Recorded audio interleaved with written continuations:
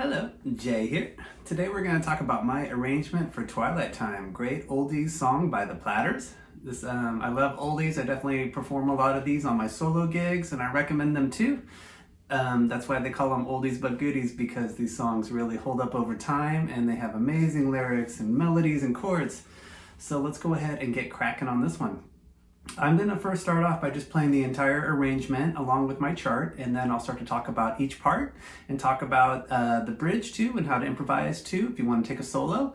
And at the end of this video, I'm just going to have my entire torso jams version of this where I sort of play it and start to do some embellishments and have some fun with the bass. And I want to point out that my bass lines for these arrangements, they're going to be just all quarter notes right on every beat. And then it's kind of up to you to start to mix it up. If you want to try some shorter notes, longer notes in your bass, if you want to do approach notes, everything is kind of wide open for you to interpret it. And also I want to point out with the chords I give you, you can also mess around with these chords. And if you want to stack more notes onto your melodies and fill it up a little bit, go ahead and have at it, have some fun with it. And if you hear some variations on the original recording of this by the Platters, feel free to incorporate that in for different verses, and there might be some different lyrics, but I'm gonna just kind of have an easier arrangement here, and it's all wide open for you to have some fun with it. Okay, so here, first of all, is the entire arrangement.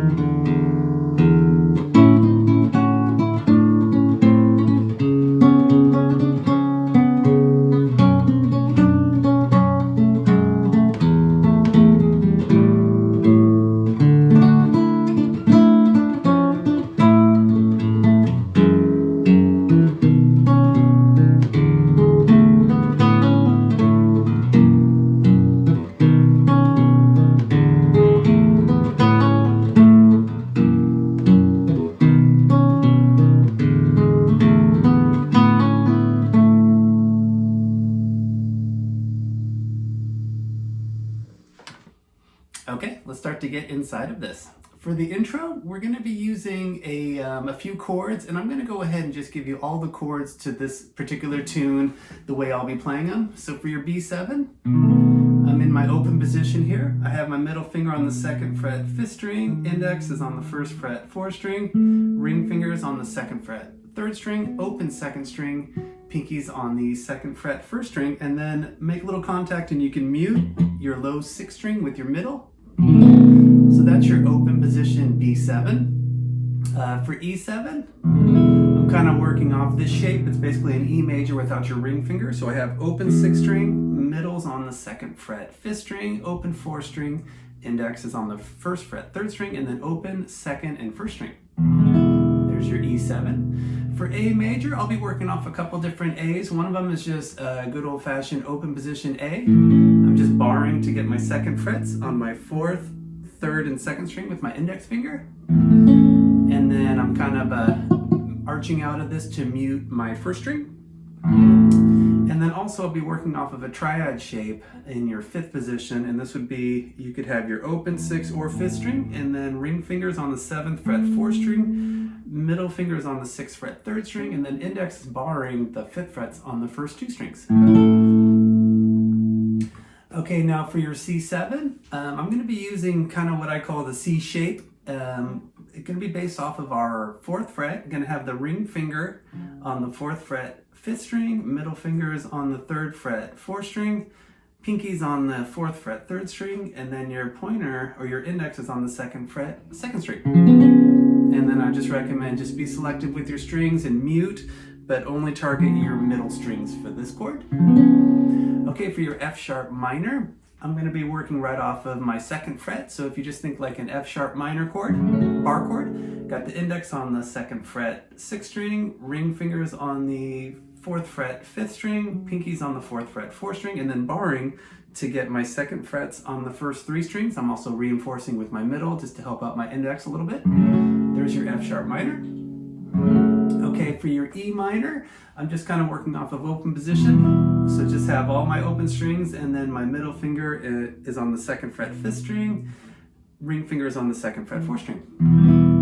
Okay, for A7, just working off of an open position A7, I have you could have your open 6th string, open 5th string, middle fingers on the 2nd fret 4th string, open 3rd string, ring fingers on the 2nd fret 2nd string, and then open 1st string. There's an A7. Okay, now D major and D minor, right off of open position. So here's my open D major. You can have your open 5th, open 4th string, and then index is on the 2nd fret 3rd string, ring fingers on the 3rd fret 2nd string, and then middle's on the 2nd fret 1st string. And then either mute or just avoid your low 6th string. And then for your open D minor, I've got my middle's on the 2nd fret 3rd string, ring is on the 3rd fret 2nd string, and then index is on the 1st fret 1st string. And again, you can have your open 5th, open 4th string, and then maybe avoid your low 6th string. Okay, now those will be the chords taking us through pretty much the verse. There is one more chord, an F sharp 7. Now, if you do just an F sharp major bar chord, if you take off your pinky, you'll have an F sharp 7. And for this one, I've got my index barring on my 2nd fret. So I've got the low 6th string with my index, ring fingers on the 4th fret 5th string, barring to get my 2nd fret 4th string with my index, middle's on the 3rd fret 3rd string, and then barring to get the 2nd frets on the first 2 strings. And then for this particular arrangement, I'm also going to be using kind of an F sharp 9 voicing where I will be grabbing the 1st fret on the 3rd string. And then for this one, I do a different shape. So I've got my middle on the 2nd fret 6th string. I'm going to skip the 5th string and go to my ring finger on the 2nd fret 4th string, and then index is on the 1st fret 3rd string. And I'll just be selective with what I'm picking there. Okay, now taking it to the bridge, it's going to start with a big C7, but as opposed to that C shape, I'm going to be doing more kind of working off of a C sharp 7 bar chord. So for this one, I've got my index on the 4th fret 5th string. I'm going to make contact and mute my low 6th string. Then I got my ring finger on the 6th fret 4th string. I'm barring to get the 4th fret on the 3rd string. Pinky gets the 6th fret 2nd string, and then barring to get the 4th fret on the 1st string. So there's your C7 bar chord. Okay, let's go ahead and start in on the intro. Okay, so you're gonna see that this couple bars here, they're gonna pop up a couple more times in the tune. So I'll just go ahead and play it nice and slow. 3, 4.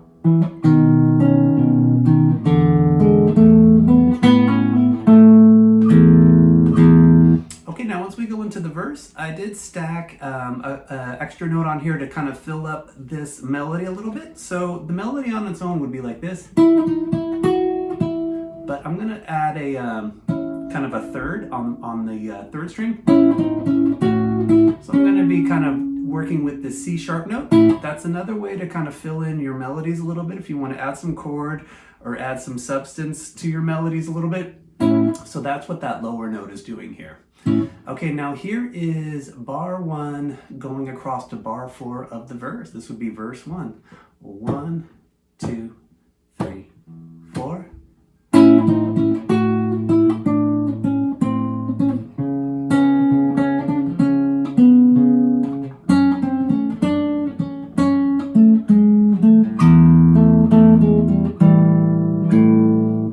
Okay, just want to point out a couple of these, the way I'm grabbing some of these melodies on our A major, we talked about that. I'm up in my 5th position here. When I go to my C7 chord, I am putting a little bit of this chord on my 3rd string. You can also incorporate more of the chord if you like to. Now for that melody, I'm using my index and my middle finger. You can just pivot with your index to get that melody too if you like, if that feels better. When I go to my F sharp minor, I'm kind of borrowing this whole 2nd fret, so it's almost like an F sharp minor 7. And then I'm gonna grab with my pinky a couple of these notes. Now, some of these notes are also, you could play them on the same string. So you can experiment with that and see if you like that better. But I'm kind of reaching in front of my bar chord to grab some of those melodies right there. Okay, now when I go through bar 5, through the rest of the first verse, I'm going to do another 4 bars. I want to point out when it goes D major to D minor, I am doing a D minor over F. So for your D minor over F, we're going to have my middle finger on the 3rd fret, 4th string, index is on the 2nd fret, 3rd string, ring finger gets the 3rd fret, 2nd string. Okay, now also, some of the melody is going to be having open strings, but right there it's kind of a D minor in 1st inversion. Okay, now here comes bar 5 of verse 1, 3, 4.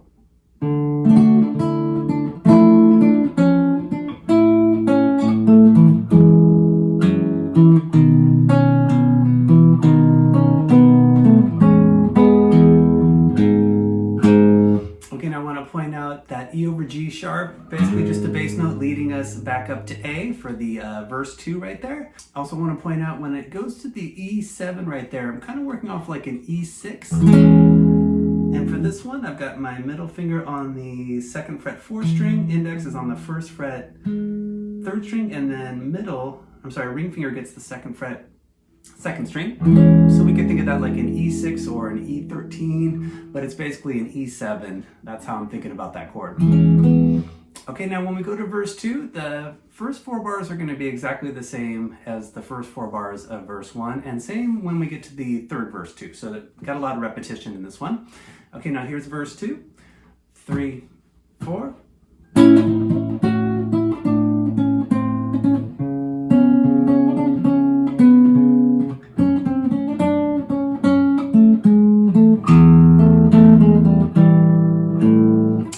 For the last 4 bars, this is going to be similar to what we did on verse 1, but we're going to kind of incorporate almost like the intro turnaround to get us back to A for here. So here's the next half of verse 2, 3, 4.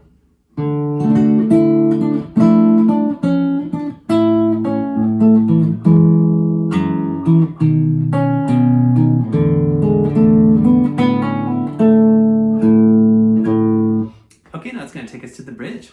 So for the bridge, we're going to start off on that C sharp 7, and it's almost like a big old power chord for the first part. And I'm just sort of keeping my my 4th position for this part. And then when it goes down to the F sharp minor, you're going to see me use my middle finger for the bass and and I'm sort of hitting my melodies with my other fingers, but if you want to try out some different fingers, feel free to check into that too. Okay, here comes the first 4 bars of the bridge. 3, 4.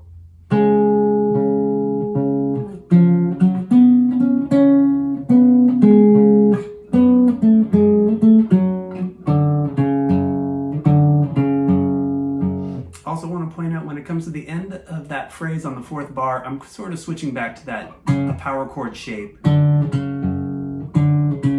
Okay, now here comes the second half of the bridge from the B7 chord. 3, 4.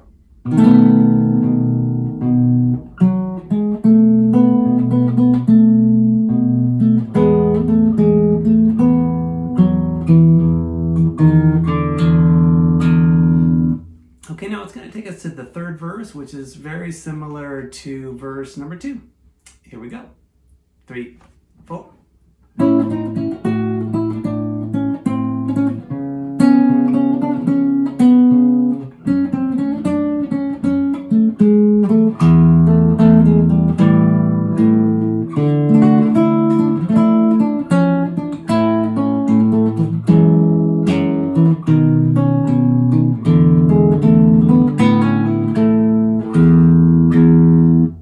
Okay, now that's going to take us into the solo section.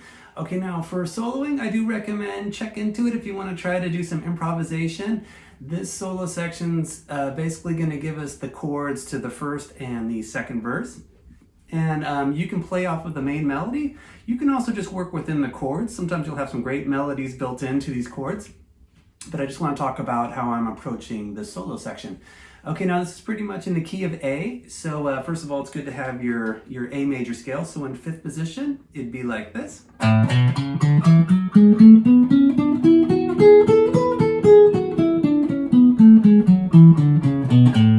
Okay, so I have my 5th and 7th fret on my 6th string. You can go index and ring. For the 5th string, I have 4th, 5th, and 7th frets, and then I'm going index, middle to pinky. Feel free to check out some different fingers if you like to. On the 4th string, it's a 4, 6, 7. I'm going index, ring, and pinky. You can also go index, ring, ring. On the 3rd string, it's again 4, 6, 7. On the 2nd string, just 5, 7. And then on your 1st string, 4 to 5. That'll take you back up to your 2nd octave A, and then you can go ahead and go up to a B if you'd like to. Just go a little past the 2nd octave. And that's your A major scale. I also recommend work your A major scale around the neck, and that's usually what I'm gonna do. That's why I like to use my open strings a lot. That'll free me up to play melodies anywhere on the neck at that point. Okay, now normally in the key of A major, your 3 chord would be a C sharp minor, but this one's gonna have a C sharp 7, which is just a really cool sound. It's gonna almost take us to the next chord after that, F sharp 7. So whenever I do see something a little bit outside of the key, sometimes I like to really target that particular sound. So if I'm playing a C sharp 7, I might think about some of the chord tones of that C sharp 7, and sometimes you're gonna have a couple notes that might be a little different than your regular key of A major right there. So if I arpeggiate a C sharp 7, I would have my 4th fret on the 5th string, there's my C sharp. I'm gonna start off with this major triad, so I have 3rd fret and 6th fret on my 4th string, and then right off the bat, that F natural, that's not in the key of A, so it's gonna kind of give us a cool sound, and we'll sort of hear that C sharp 7 right there. Okay, and then on your 3rd string, that would be a 4, 6, and that's a 1 octave C sharp 7 arpeggio. If I take that a little further, I can go back up to my 6th fret on the 2nd string. Here's my major 3rd, and then on the 1st string, you can go 4 to 6, and then if you want to hit the 2nd octave, just go on up to your 9th fret. So here's a 2 octave C sharp 7 arpeggio. Also recommend work your arpeggios, play them up and down. Okay, now F sharp minor is basically built into our A major key. Now it's gonna go E minor to A7, which is sort of taking us to the D major chord coming up. And you can also just think of an A7 for that whole bar if you'd like to, but it's like a 2-5 leading us to the D major. And then when I do see that A7, I might think of changing my G sharp note into a G natural, and that's going to give me more of that A7 sound. And here's an A7 arpeggio.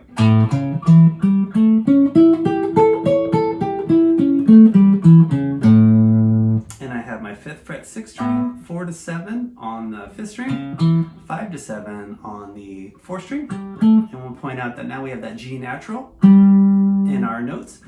6th fret on your 3rd string, 5 to 8 on your 2nd string, and then 5th fret on your 1st string. There's our 2nd octave A, and then your major thirds up on the 9th fret too, if you want to think about that too. Or you can blues it out a little bit too.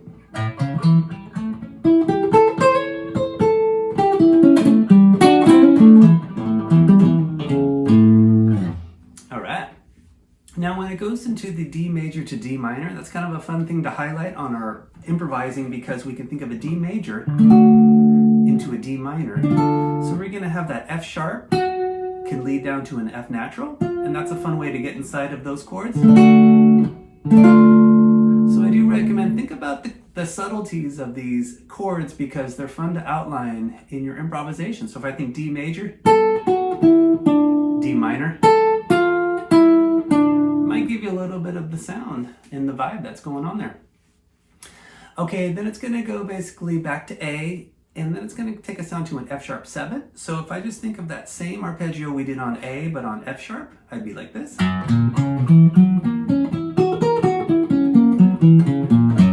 So for your F sharp arpeggio, F sharp 7, 2nd fret 6th string, 1 to 4 on your 5th string, 2 to 4 on your 4th string, 3rd fret on your 3rd string, 2nd to 5th fret on your 2nd string, and then 2nd to 6th fret on your 1st string. Okay, it's going to then go to a B7. That's our 2 chord, but it's like a dominant 2 chord, so that's kind of a fun sound. You hear that a lot in some older tunes, especially in jazz. Great way to get inside of this chord is to think like your B7 arpeggio. If I just play B7, let's say in my 1st position, I'd be like this. So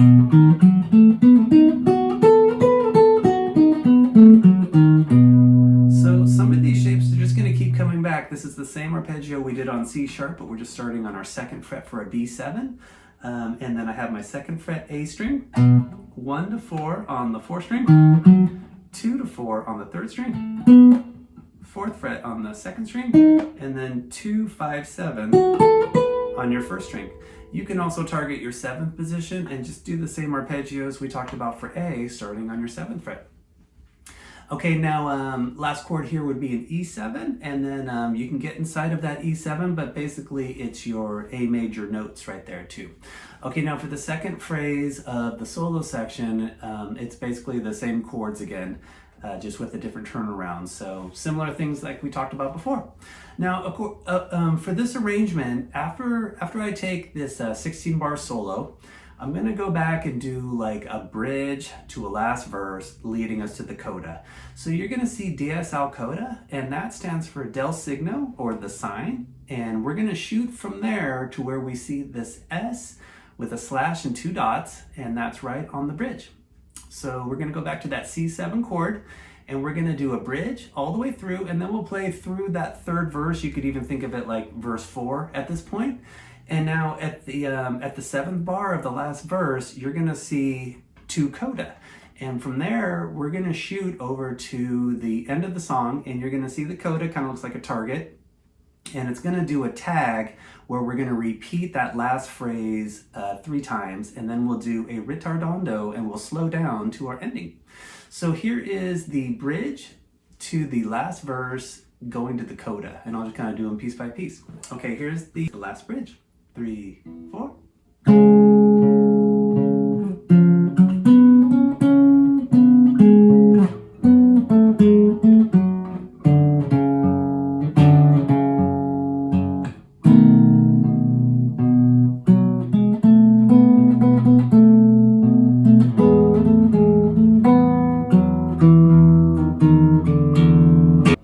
Okay, here's the last verse going to the coda. 3, 4.